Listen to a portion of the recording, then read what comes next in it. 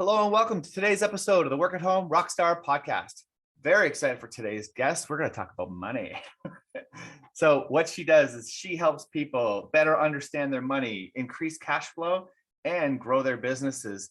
Very excited to be talking to the financial educator. Her name is Sharita Humphrey. Hey, are you ready to rock?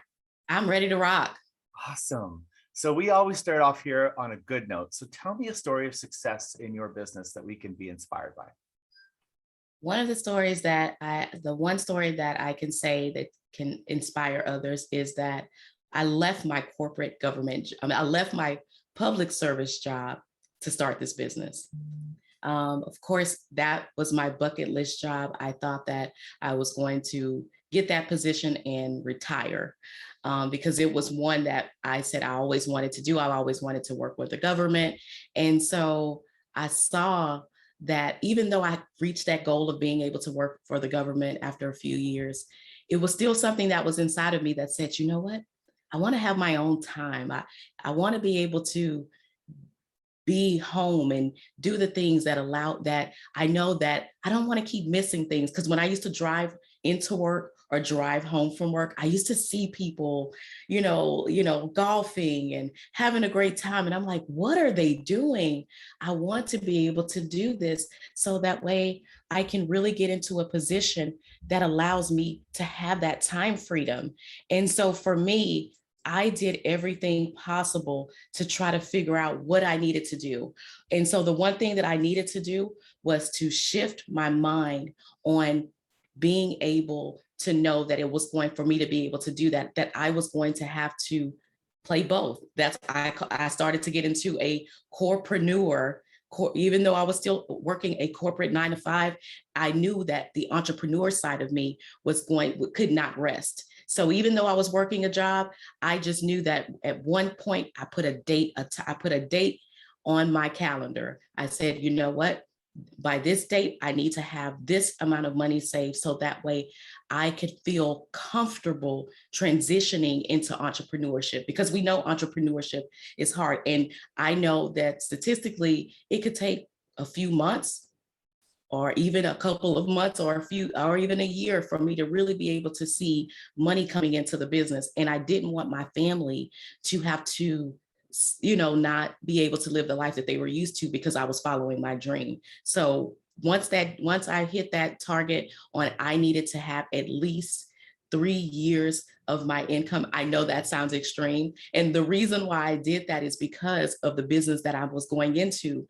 I knew that I was going to have to prove myself in the industry. So for me, saving as much as I can, reducing the amount of debt that I had, starting to pay things in advance.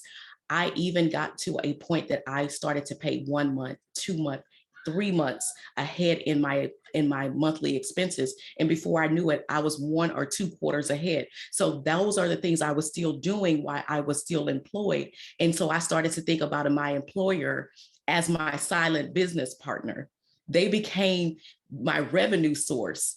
And so I started to reduce the amount of monthly expenses I had, so that way my silent partner's revenue could really start to be able to create that at-home office, that at-home experience, because I knew for me that I didn't want to get caught up in I have time and my family knows I'm no longer working. So they're going to want to pick, hey, can you come and do this? Can you run and do this? Because you're at home. So I made the space while I was still at work and started to voice to my family and my friends and my colleagues that I'm building a business, even though I'm still working. And I want you to start to treat me as an entrepreneur while I was still on my job. And so it made it easy for me when I started to transition, because I had reduced my debt, I had reduced my monthly expenses, and I had a robust savings in place. But while I was doing that, I was honing my craft, because I was teaching people in a beta thing and getting their testimonials, because of course we need social proof. People need to know that you know what you're talking about or your product or service really does answers and solves the problems. And so for me, I wanted to put that messaging out. So I was offering my services for free because remember, I had a silent partner, which was my employer. So I didn't feel like I was giving my services away. I felt like I was truly being able to hone and really be able to build the business while I knew I had a consistent cash flow coming in from my employer. So when I started to jump out of when I finally made that transition and gave my employer my 2 weeks notice, they thought I was crazy. They're like, "You're young. This is the job that you said that you wanted." And I said, "You know what? That's what I wanted then. And what I want now is freedom." And so they held my my resignation because they were like, "We're going to give you a couple of weeks to think about it." When my mind was made up and I had already had all of the other things in place, there was nothing that they could have offered me at that time that was going to make me stay. So the day that I left, I hit the ground running. Remember, I already was working in that. So I was starting to create a little buzz around the people who knew me in my community, was putting myself out there. And so literally a friend of mine heard about me and they were crafting a story for media. And I was included in a story that was eventually picked up by Forbes as one of the fastest growing businesses in 2018. From there, literally 9 months later, my business was in a full profiting state. And so a few months later, I secured my first brand deal and licensing deal. And it took that. And a lot of people always ask me, well, how did things start to just flow so easily? It's all about mindset, positioning, and honing your craft. And I did those things while still on my job. And so this is why I'm the first full-time at-home entrepreneur in my family. Wow, that is an extremely well thought out plan. Like, where did that come from? Like, how did you know that you needed to do all that? I'm a person, I used to get teased as a kid, so I guess it worked out as an adult. I was always a reader. I call myself a super reader. I didn't come from a family where we talked about entrepreneurship. We didn't even have money conversations. So it's always funny when people are like, so you must have come from a family that was more well-to-do or had where we're teaching you financial education and financial knowledge. No, it was the latter. But it was always me reading things and putting myself in different environments and talking to different people, trying to figure out how can I shift my mindset to really be able to think that I could have those things. So reading was something that I was doing. I picked up every business book that I could read, personal development, because leadership.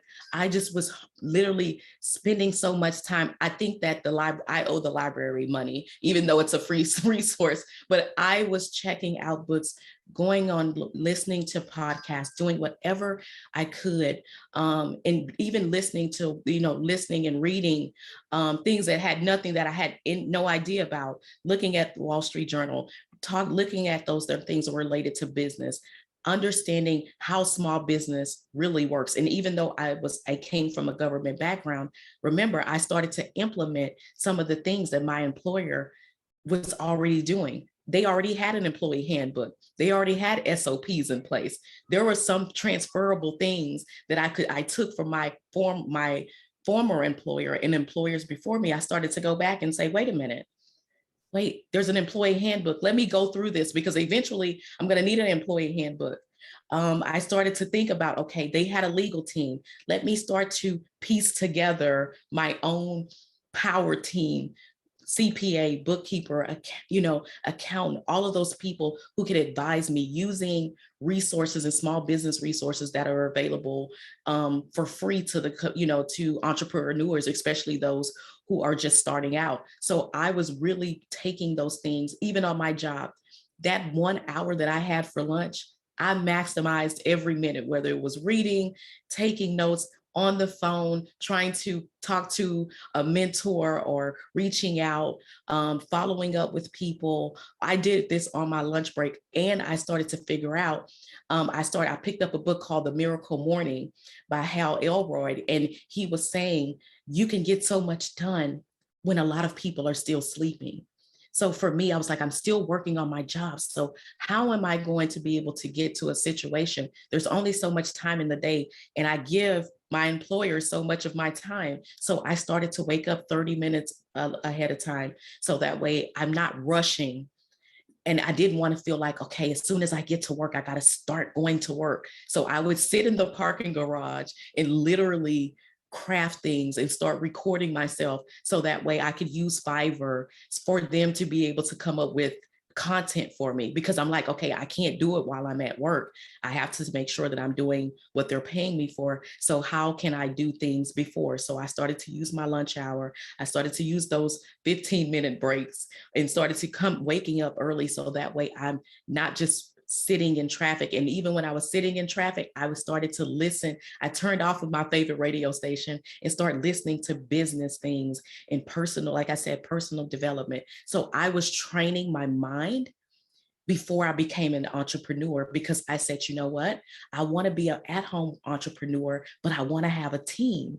But I don't know how to lead. I've never been in a CEO or a leader. So I needed to hear from other people who were CEOs and C-level suite and had built businesses on their own and were self-made. So I started to listen to them, so that way when I did hire someone, or I did hire a contractor, or I needed help, I knew how to be able to do it. So I literally was programming my mind to shift. Nothing happened to me, even though I put all of those other things in place. It was the mindset that, you know what, even though I have a supervisor or I have someone that's over me at work, I'm still a CEO. I'm a CEO of my household, because I said, you know what? I have to make sure that my household is in order, because that's my first line of business. I did not want my family to suffer because I was going to be doing this business. So me making sure that I got financially ahead allowed me to build the foundation of being a true boss. But then making sure as a continuing to increase personal development, because I wanted to make sure that I was working on myself internally, so that way I could outwardly be the person that I was seeing, that I had wrote on my action board, and putting those things out and letting my goals be seen, because we write them down, but I wanted to look at them every single day. So my whole screen when I logged in to my personal computer was things and words and things that I needed to be able to hear and see for myself. So that way it was always in the forefront of my mind. It wasn't that I became obsessed with it. I became aligned with where I was going and what the business that I was building. Wow. Wow. So crazy. That's so awesome. How you could do a course in just how to start a business from a job.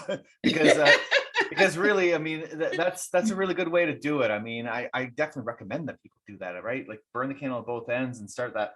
But I mean, so you had the cash flow situation figured out. You knew that you had to. I'm not sure how you came up with 3 years. I think most people say 6 months, but I mean, hey, you might as well shoot for more, right? What you said, and the reason why I just came up with that, because I said, you know what, I remember I'm a former government employee. So for me, I had the government inside. So I was just like, how long in this business, how can it really take me? Because remember, I got to see business from the inside. Yes. I got to, because I was an auditor and an analyst. So I got to see small business, mid-sized business, and global companies. Yep. So I got to see their numbers. And I said, you know what? It was a gift. That's why I started to look at my job in a different way. Because at first, when I wanted to start the business, I was like, man, they're stealing away my dream. They're stealing time away from me that I can't get back when I could be doing this. Because in my mind, I'm like, if I had these 8 hours at home, I would be doing this. But I had to shift my mindset to say, hey, what is it outside of them giving me a regular paycheck that I can continue to be able to show up for that makes sense? And so the very first thing I heard someone say when I was listening to a podcast was that your job has done 25% of the foundational things that you need in your business. SOPs, they've shown you how to be able to put people in place. They've shown you because we all have had great supervisors, managers, or regional people. They've already shown you what works and what doesn't work. So it doesn't matter what industry you're going into. Foundationally, there's certain things that every business has to have. And especially if you're thinking about hiring employees or contractors, your job has showed that. So going back, and when I said that, you know what I did? I downloaded the PDF version of the employee handbook. And even from previous jobs, I'm like, wait, some of this stuff is standard. So when I went to the attorney that I just picked up the phone and said, hey, just want a consultation, I had all my questions written out because I said, you know what, when I started, I couldn't afford him then. I could, but I didn't want to invest my money and hire someone on a retainer until I had all my questions answered. I'm like, okay, what is it that I need? What do I need business insurance? If I do, who should I get? Because guess if you pick the right business attorney, they already have a lot of relationships. And if you're paying that consultation, become prepared when you're coming to, especially if it's a paid consultation, even if it's free, come prepared, because a lot of times people like to invest their knowledge into people who come to meetings and already have a sense of where they want to go, because people who are successful, they want to help you become successful too, especially if they see the hunger and the desire for you, that you've already done a lot of the things up front and you're just trying to close the missing pieces. Yeah, I find that to be true as well. And I find it's like the opposite of what people think. People think that successful people are, I don't know, they're greedy and all that kind of stuff, but I haven't found that. I suppose it just depends on how you're coming to the conversation. I mean, if you think that, well, then they're probably not going to help you. But I've always found that, like you say, I mean, if you're going in there with a hunger, I mean, think about it now. I mean, when someone comes to you with a hunger, you want to help them, right? Right. Right. I do. Right. I do. They start saying, oh, well, this is what I want to do. I'm like, okay, well, here's what you got to do. Here's what you got to do. You're ready to help them, right? Now, so, okay, with all these, this plan that you had going on here, now, every once in a while, a bad note gets hit too. So I'm wondering, what was the biggest mistake that you made on this journey? And how can we avoid that? The biggest mistake, I have to say, and Lord, I hope they're not listening, is that you don't have to invest so much and I know if there's any marketing or branding people there, don't kill me, but I spent, I believe, way too much money on my website in the beginning. And also trying to figure out what my branding was, because that wasn't my area of expertise. I say, well, let me hire the people who should understand what I'm trying to convey. But remember, you still have to give them something to work with. And for me, because that wasn't my area of expertise, I handed that off and allowed someone else to craft what they thought should be my messaging and my brand. And so for me, I would say that was the thing that if I would go back and I tell any entrepreneur, I said, you know what, start with a Wix site, Squarespace, use those things that are at a low cost. And then as you grow, invest more into what you need to do. You don't have to come out with a coded WordPress site and all of the fixings and all of those things, especially if you're not a person who knows how to code, or if you're not a person who is skilled in coding, because guess what? WordPress sites and all of those things are very intricate. And so you want to know what to do. So get those drop and drags, utilize those resources that it's going to make it easy for you to be able to change a font, update your content, crop a picture. There's so many low costs or free things that you can do. So for me, I would have to say by far, that was probably my one thing that I would do again. And I don't take it as a negative thing, because at the end of the day, did I invest into it? Yes. did it become profitable? Did it put me into a situation where people were like, oh, that's a nice site, that must have been costly, and and so yes, did that work out? But at the same time, the amount of return that it took for me to be able to do it, it probably wasn't the best idea up front. And I think that sometimes we look at our inspiration or those who went before us, and we're like, that's what I want. But you can have that, and you don't have to spend thousands of dollars to be able to do that. So I would say to definitely use and save your money in ways that make sense.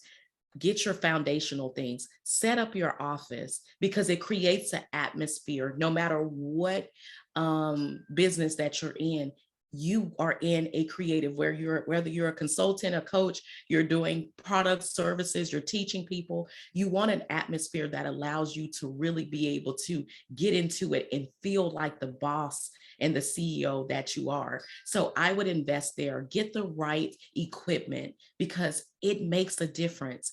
I would have rather invested into great high quality camera to create videos that I could definitely turn into courses. And thank you for that, because a course will be coming out for that. So I'll send you something, and I'll send you something once that's released. But definitely putting those things back in place. Yes, your website and is your social real estate, but you can make it what you can, because guess what? A website is only something there for people to be able to find out something more about you. People like to be able to see the journey.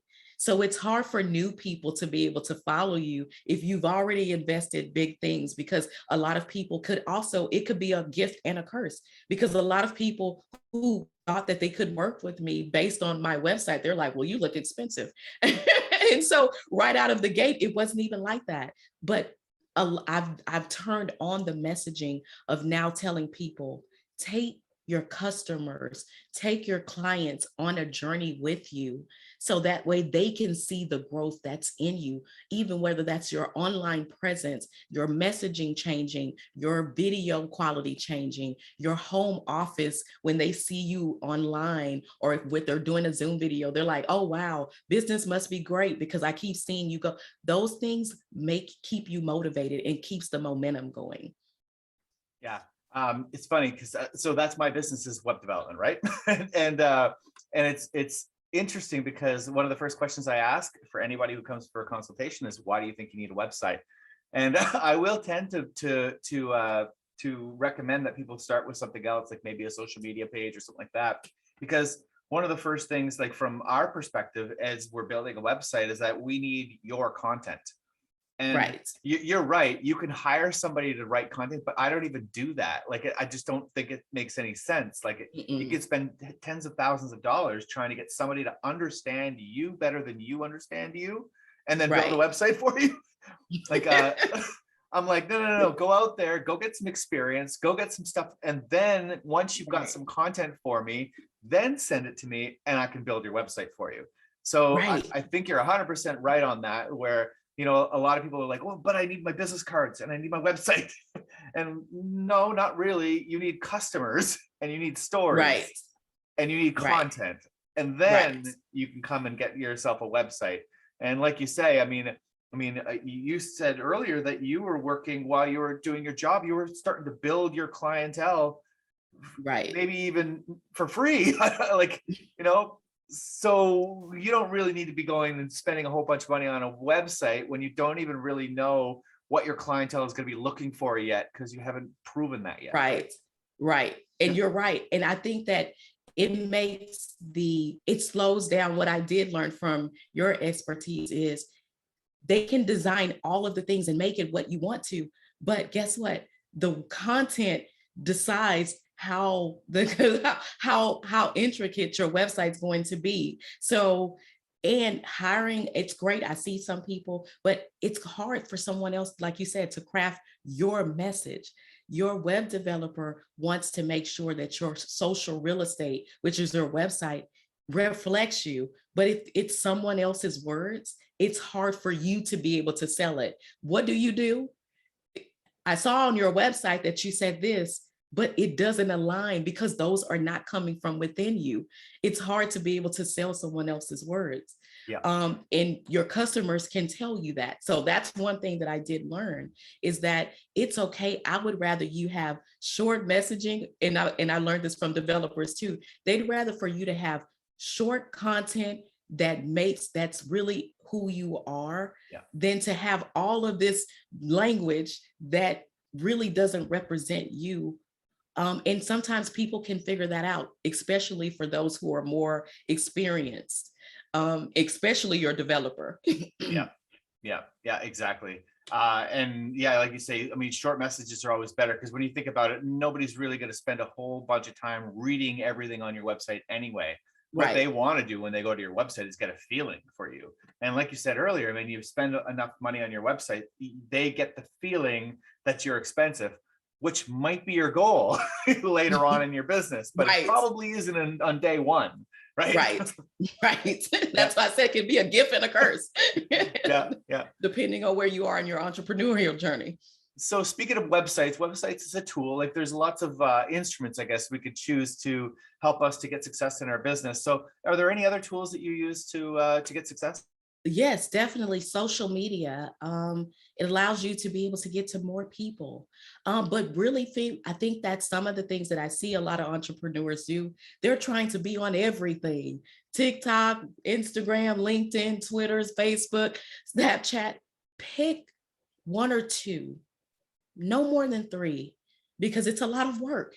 That's why they have people called social media content managers, because that's a job. And so you already have an area of focus and genius, and that's your business. So really be able to figure out where your audience is. Your audience, depending on who you're talking to, may be on LinkedIn and they're not on Instagram, depending on what the product or service that you have. So really being able to hone in to be able to see, use that, as I like to use social media as my beta, because it allows me to be able to just really see, for me, for example, just so that way for someone who's new and trying to figure this out, or they're like, I've invested so much into social media, I'm not really still not getting the target audience that I'm used that I'm trying to reach.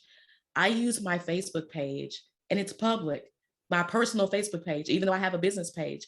I tend to want to see what people are thinking about. So this allows people to be able to get that know, like, and trust factor with me. So I'm not always in a subject matter expert position. They really get to see me as a human person that owns a business. And so for me, that's what I use Facebook for. But then I transfer that information over to my business page. Yeah. Second, my Instagram. I'm not a person who does a lot of video, like a lot of pictures and all of that type of stuff. So for me, I'm transitioning to IGTV, because this is another way for people to be able to get the content in it, what I'm talking about, like this. So for me, my Instagram is just a highlight reel. So if a brand or a company or a client is trying to figure out who I am, I have some social cred, because they can see all of the people who've worked with me. They get to kind of just see it in a picture form. LinkedIn, because I do talk about finances. That is what did you say? That's my jam. So I know that for me to be able to create and be a finance expert, that I need to be on a platform that puts me in a position where I'm of an authority. So of course, LinkedIn works for me. But for me to be able to just get out those things, if I just feel like talking about something, then I use Twitter. And I'm going to tell you guys something, for those who are looking for capital. Saturdays is the best time to be on Twitter. You know why? Because that's when all of the VCs and angel investors, they pretty much hang out on there. You'll see different conversations on Saturdays. That's different when it comes to money.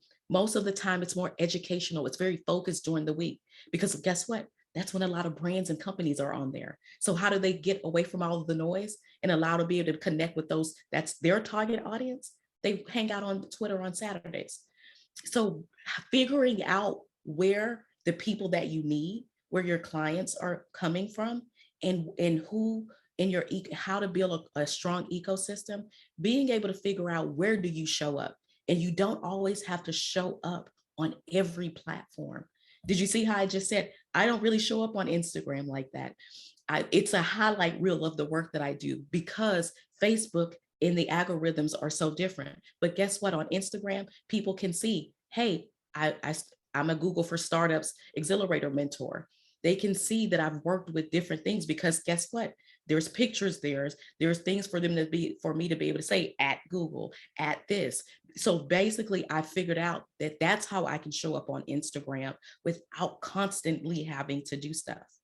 And if you're a person that you're like, I don't want to come up with content like that all the time, utilize stories. Tell people the story about your business.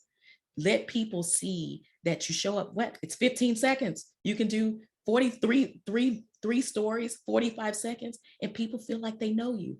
People feel like they know me because I told them I like the Starbucks pink drink. And I said, you know what? At Starbucks, I'm also an investor. And so guess what? I start to tag those companies and mention them in my stories. So that way when someone goes there, I'm championing and letting them know so that other people can see me through stories. It was the easiest way for me to cut down on having to go from doing 60 content videos to doing 3 or 4 in a day and letting that roll for 24 hours and then saving those stories on my, pinning them on my social media handles so that way new people can get to see them and it stays in the algorithm. So those are things that I can tell you as entrepreneurs that you can do that on your job. And for those that are on your job, I'm going to tell you the hot topic is entrepreneurs working. It's still at work. So if you show people in your car that, hey, on my lunch break, I'm in my car talking to you guys, but here's my computer on my lap. I'm doing business. You have a bigger audience. There's more people at work who are entrepreneurs than the entrepreneur pool that's really out there. And we were shamed about being an entrepreneur because you remember how many times when you said, well, you are an entrepreneur, but you still work. But now people get to see that because working remotely has opened up a new audience. So if you just take people along and let them see that who you are, because I don't buy from people, I buy from people that I know. Even if I never met them, I feel like I know they're my best friends, business friends in my head, and I invest my money with them. So utilizing that can help save you money on marketing, and you can then invest into web developers, attorneys, CPAs and bookkeepers and all the other things, and building a robust at-home office. So that way you really feel like an entrepreneur. Because if not, imposter syndrome kicks in and it could keep you from building a successful and sustainable business. Amazing. Okay, so unpacking that, find out where your potential or for where your ideal clients are, be who you are, let them see who you are so that you can build trust, because people do business with people, right? Right. And also make sure that you are championing other brands that you like as well, so that you can piggyback on their success and on the commonality of, maybe, someone else likes the same brand as you like, so you have something to talk about, right? Right. Sum it up for you. That sums it up. Perfect. So now, yeah, that was amazing stuff. I use social media quite a bit as well, and I find you are 100% right that you can go out there and start to spend money on ads and stuff like that. But nowadays, people are social. They're more likely to go on Facebook and say, "Hey, do you guys know anybody who does finance? I need some help with this." And that's the kind of stuff that you're looking for, right? So now it's time for your guest solo. So tell me about your business then.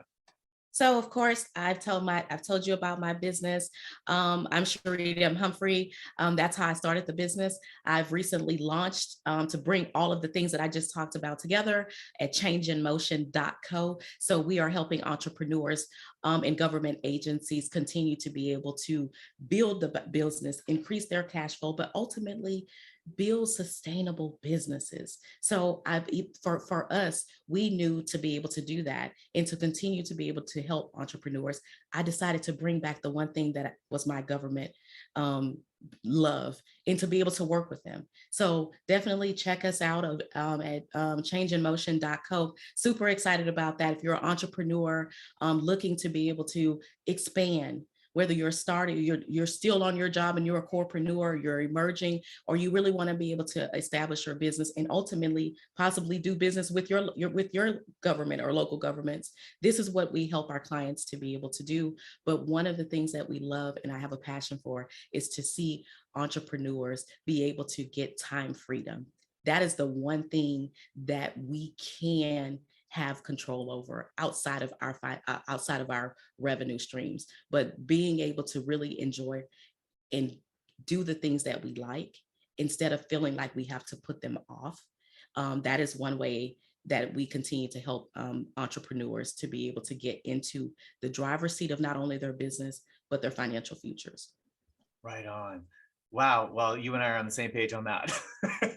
So, I mean, if you've listened to this and you can definitely hear that Sharita can help you with more than just money, I think, in your business. That's for sure. She's got a plan. So make sure you visit her website. And what was that website again? Changeinmotion.co. Changeinmotion.co. Thank you so much for rocking out with me today. Thank you. This is amazing. I look forward to meeting some more and connecting with your entrepreneur rock stars. Awesome. And to the listeners, make sure you subscribe, rate, and comment. We'll see you next time on the Work at Home Rockstar Podcast.